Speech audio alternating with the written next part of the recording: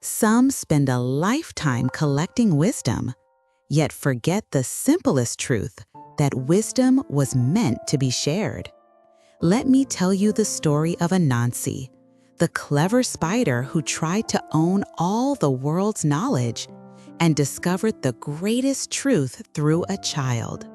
Long ago, in the dense forests of Africa, there lived a spider named Anansi, known far and wide as the cleverest and most cunning creature of them all.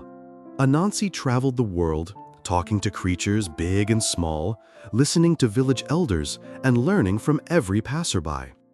Whenever he found a clever trick, a lesson, or a useful idea, he stored it carefully in a special clay jar, which he proudly called the Jar of Wisdom.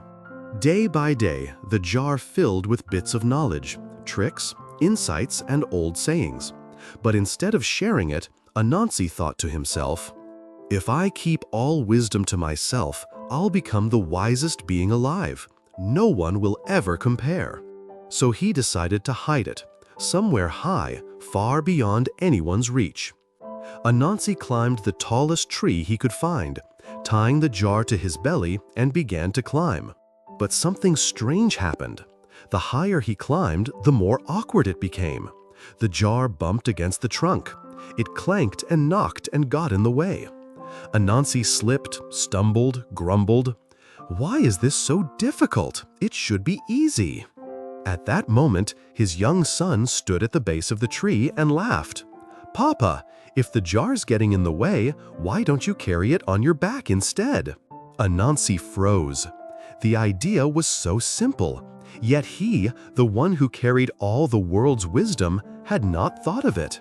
Silently, he climbed down. He untied the jar. He stared at it for a long time, then smiled softly. Without a word, he opened the lid and poured the entire jar of wisdom out into the forest. From that day forward, the world began to change. Young ones learned to read the sky. Elders passed down healing knowledge.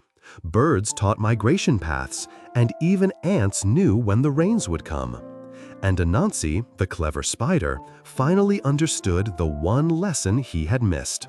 Wisdom does not belong to one. It is the long journey of many, gathered, learned, and passed on. And only when shared does wisdom truly begin to grow.